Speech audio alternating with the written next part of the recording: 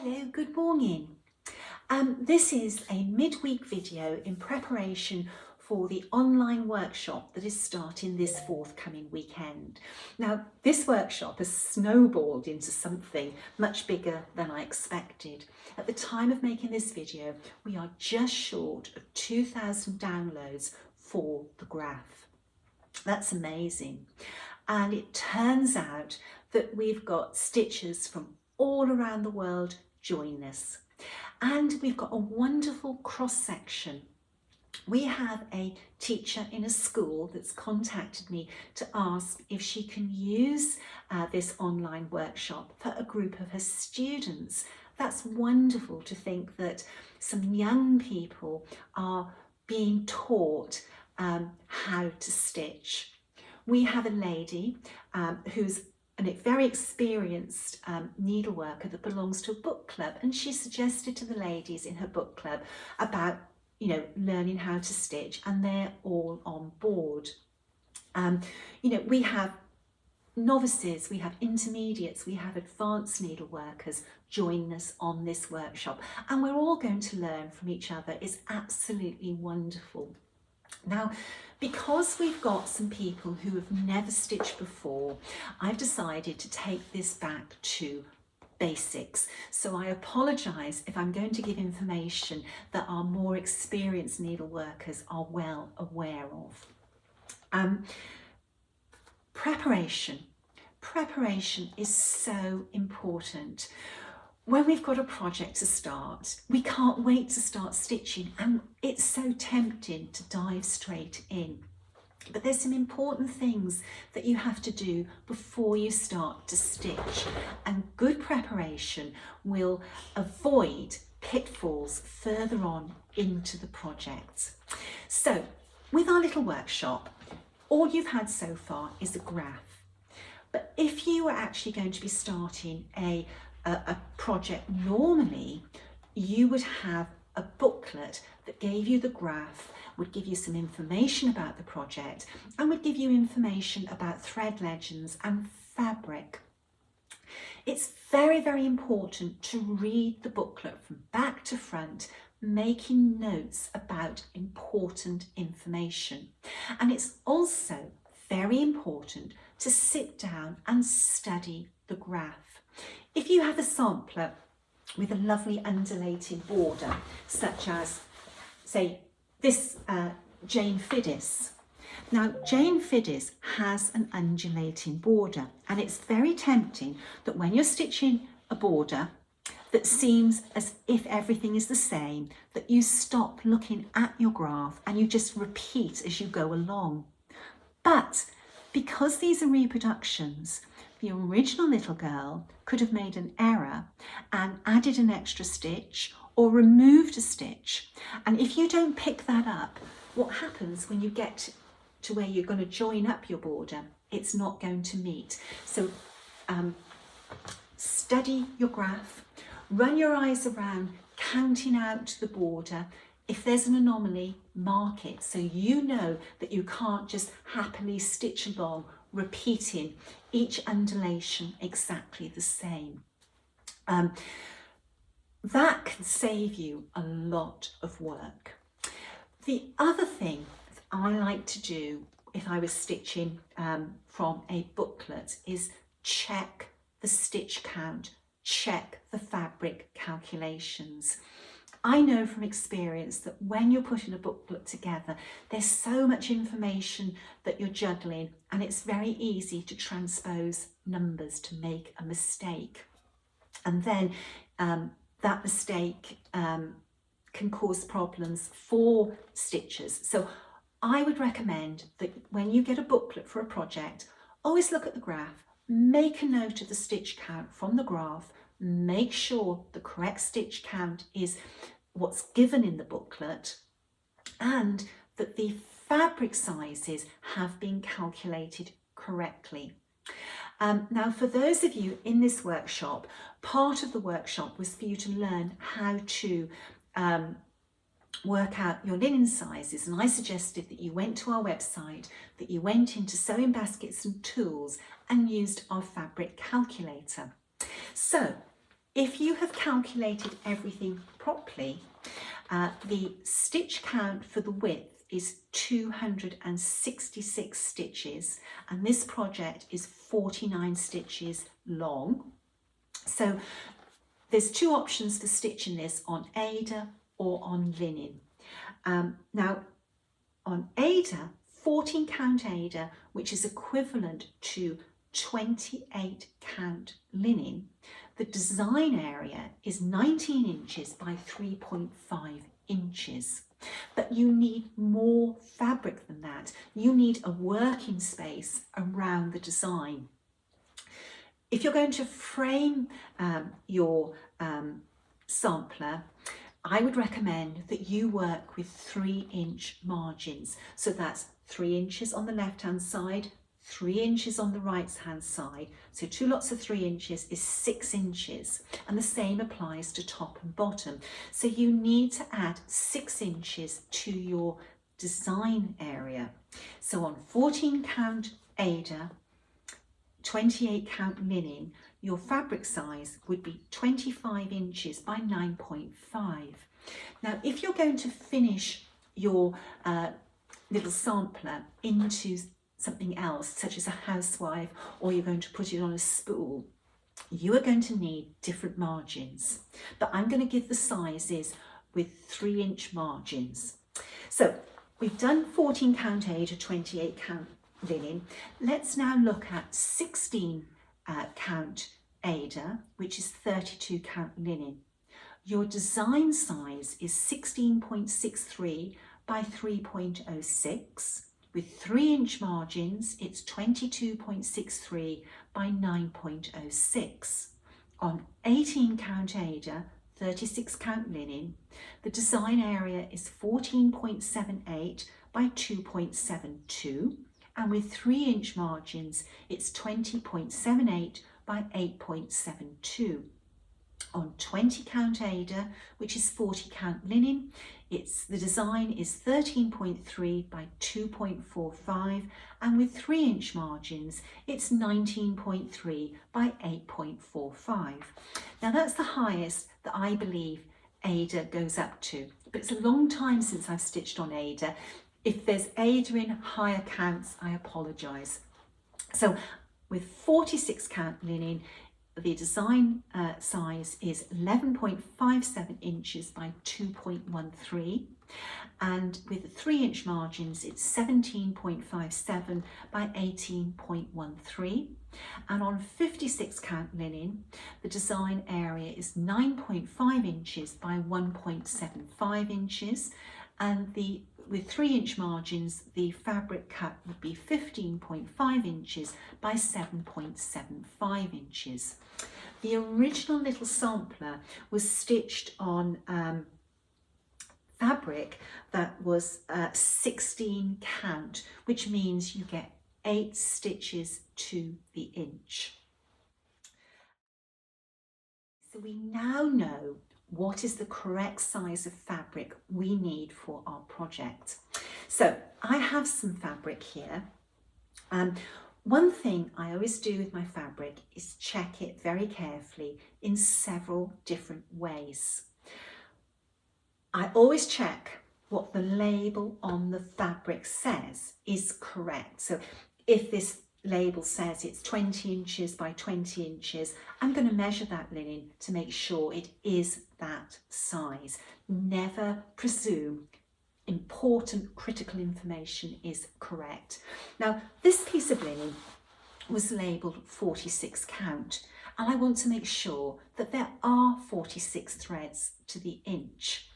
And how I do that is I stitch out a basting line in both directions, and I run this basting line over and under 2 threads, and then I add up the number of stitches I've got to the inch.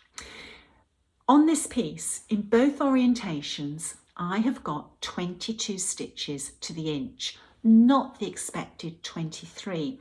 On 46 count, you get 23 stitches to the inch. So this means that as I stitch on this fabric, I'm getting 1 stitch less per inch. Now on a small project, that's not going to have a big impact, but if you're working on a large sampler and you're stitching across, you're losing an inch, a stitch every single inch. And that could mean that as you get towards the, across the fabric or down the fabric, you'll be short because you needed a bigger cut of fabric. So this fabric, I'm sure, was 46 count originally, but this is an overdyed piece of fabric, and as part of the overdyeing process, this fabric has come into contact with liquid and it has been dried and it shrunk a little bit. There's nothing wrong with that. That just happens as part of the overdyeing process. But I need to recalculate my figures to make sure I have enough fabric for that this piece of linen is going to be enough for my project. And with this little sampler, because it's so wide, if your stitch count is not what you think it is, you can run out of fabric, so check that. Now the other thing is, if you're working on 56 count and 46 count, sometimes the fabric has a different count on the weft and the warp. So for example, on 56 count, it's quite common that you could have 54 stitches in one orientation and say 58 stitches in the other orientation. The fabric isn't quite even. Now this can affect the proportions of your sampler. So the higher the count, the more stitches you get to the inch. The lower the count, the less stitches you get to the inch. So if you had a sampler that was in a portrait orientation and your fabric is not even, to keep that portrait orientation, you need to stitch the higher count on the width, because the higher count means you get more stitches to the inch, so it contracts, and you would need to stitch the lower count on the length, because the lower the number of stitches the inch, the more fabric you need, and vice versa. Most of you won't run into that problem because you're going to be stitching on an even count fabric. The other thing is, and most of us have done this through our needlework career, is when you cut a piece of linen, sometimes it's hard to know when the sizes are very close, which is the width and which is the depth. Always mark your fabric to indicate which is the width and which is the depth. It's so easy to pick up a piece of linen, especially, when it's almost a square, but not quite, and then stitch it the wrong way round in the wrong orientation. That's really very, very important. And, just marking the corner of your fabric, if you don't want to take a pen to it or a pencil, just put a little stitch in with an arrow to show which orientation you should be working that piece of fabric with. The next thing I do with the fabric is check the quality of the fabric. Linen can vary a lot. Always hold the fabric up to the light and check for any thin spots. A thin spot on a piece of linen could go into a hole when you're working on it. You also need to check for slubs. A bad slub can really spoil the look of your work. Now, some slubs you can unpick, but you have to be careful. When you unpick a slub, it can go into a hole. So you do have to do that carefully. If it goes into a hole, it's not the end of the world. You can reweave a thread, and I do have a Flosstube about repairing a hole in your linen, but we don't want to put a hole in the linen in the first place. The other thing is, when you have an overdyed piece of linen, when you unpick a slub, you could get a different colour of linen under the slub. So it means you get a mark on your fabric. When fabric is overdyed, the dye doesn't necessarily soak in underneath the slub. So that's another thing that you have to be careful of. So it is better to address the slub before you stitch on the linen, because the last thing you want on your completed project to have this spot on your sampler where it's a different colour. Also check your fabric for any marks. When fabric is overdyed, sometimes if the dye has not been mixed properly, you can get little flecks of colour on your sampler where it's sort of like concentrated bits of dye have gone onto it. So when you're happy with your linen, you are ready to start. But there is one more thing that you have to do. Check that your linen has been cut straight. That is so important. I've had linen that's been cut very badly in the past, and you start, and then as you go down, you realise that your fabric is getting narrower and you might not have enough. Now, the way I check if fabric has been cut straight, there's two ways of doing it. If it's not serged, just pull a piece of the thread on the edge. If that thread travels the whole distance of the fabric, you know that's straight. If it only goes part of a way, you know that fabric is not cut on the thread, it's not a straight edge. If you have linen that's been serged before you get it, what I do is baste out a line of tacking stitches, and then I can tell if this linen has been cut straight. That one hasn't, but it's not too bad that side. But when I turn this piece of linen around, right, this basting line actually runs to the edge of the fabric, but as I run along, you can see that this linen it's not straight whatsoever. So after doing my basting line, I measure from basting line to basting line, and I know that's the true width of my fabric all the way down, or with this one, all the way across. Now, if you're working in hand, you can carry on working with this, but if you're working on a Millennium frame, you need to trim off this surplus linen, because a straight edge will cause you problems with your tension and setting up your frame correctly. With a Millennium frame, and any frame actually, you need to work with a piece of fabric that has been cut straight all the way around. Otherwise, when you put it on your frame, it'll be squiff. So that's very, very important. So I think that covers about the preparation for linen, but if somebody else thinks of something else that we should be doing with our linen in preparation to start, please post a comment. We're all going to learn from each other and share ideas.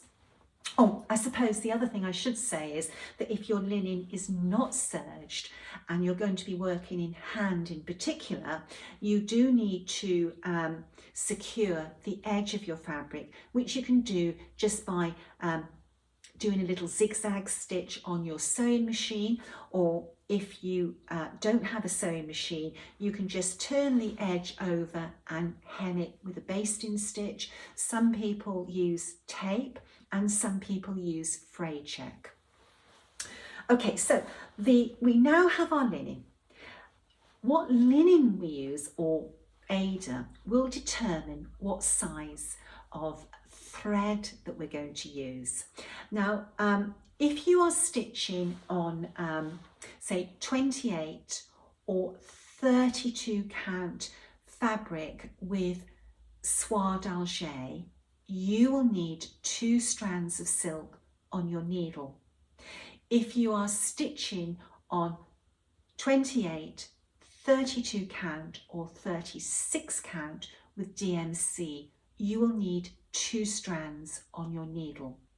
If you are stitching on 36 count with soie d'Alger, you will need 1 strand of silk on your needle. If you are stitching with 40 count and DMC, you will need 1 strand. If you are stitching on 46 count fabric, you will need 1 strand of soie d'Alger or DMC or soie 103. You may be stitching with other thread that I am not familiar with, so you will then need to judge how many strands you need for good coverage. If you don't know, stitch out some test pieces to see what the coverage is like. Now, the linen determines what type of thread and how many strands of thread you're going to use.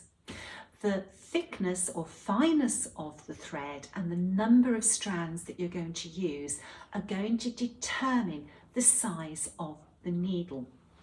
It's very important that your needle has the right size eye for the thread that you're going to be putting on that needle.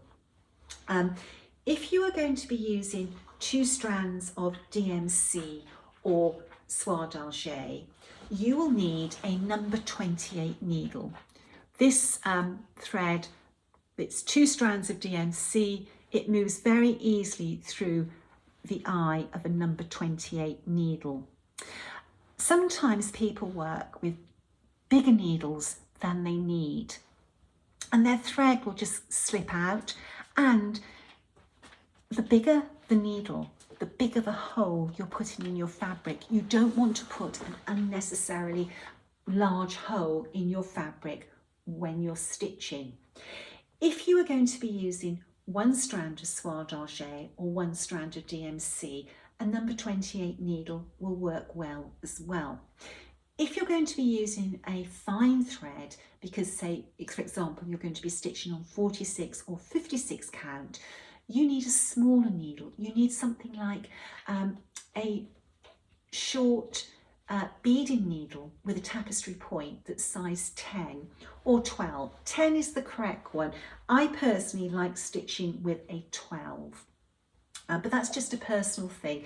The guidelines are a size 10 for 103 and a size 12 for Saphine, which is a very, very fine thread. Now, needles. The condition of your needle is so important. It's so easy to keep stitching with the same needle and it becomes bent out of shape, or it loses its straightness. And if the eye gets worn, the condition of the eye can really affect how your fabric, how your thread stands up to sewing. If your eye has been damaged or has become worn, it'll fray your thread as you stitch. And if your needle's not straight, it's not really a good idea to stitch with a curved or a misshapen needle. I think that, I've done this before in the past. I've been stitching away, and you don't realise that the needle is bent because your fingers have got used to it. Always start a project with new needles, and if your needle gets damaged or starts to lose its straightness or the eye gets worn, change it straight away. If your thread starts to fray, it can be for various reasons, but the most probable reason is that the eye of your needle has started to deteriorate. Throw it away. If you stitch with a 26 or a 28 needle, those needles stand up to much more use than the very, very fine needles that you use with soie 100 and soie Saphine. Those needles, because they are so fine, they're very delicate, so you will need a bigger supply of needles for that. Bertie's distracting me because he spotted some people walking past the windows. Okay, so preparation. I find these very useful. They are little thimble pads. I don't like stitching with a thimble on my finger, but sometimes I do, when I'm having intense stitching sessions, my finger can start to bleed there. and I just pop that little pad on my finger, and when I go to wash my hands, I just take it off and then re-stick it back on. Those are great if you have sensitive hands. Getting prepared with your tools. We've talked about thread, linen, needles. I talked about scissors the other day. One of the most important tools that we all use are our hands. These are very important tools. My hands are always in a terrible state, and when you start to see the stitch tutorials, you will say, my gosh, Nicola doesn't have a manicure. I have no time for manicures. These hands, they're working hands. They're always in cleaning fluids, or they're in the garden, in the soil, or up to other things. So I have to do a lot of work keeping my hands snag free, because if you have rough hands, you're going to be snagging your thread. The easiest way of sort of softening your hands ready to stitch, and this is something that Carmen shared with me, I don't know, 11, 12 years ago. A tablespoon of granulated sugar. Now, granulated sugar in other countries might not be called that. It's the sugar that you put in your tea or your coffee. It's grainy. A spoonful of sugar, a little drop of olive oil, and then just use that as a scrub and work it round all the rough spots around your fingers and your nails, and then just rinse it off with warm water. That's a wonderful way of preparing your hands to stitch. Clean hands are important. I frequently use a wet wipe just to freshen my hands up, especially when it's hot, because your hands get sweaty, but because also with the dogs, if the dogs come up to me and I smooth them, I always use a wet wipe just to clean my hands. I've never washed a piece of needlework other than when I had an accident with a cup of tea, because my work stays pristine, because I keep my hands clean. Okay, so other things we need. I'm going to be doing some of my stitch demonstrations using a hoop, and I'm going to be using my Patoki stand and a hoop. If you're using a hoop, these wonder clips are wonderful. They're a great way. I'm sure most of you have seen these wonder clips.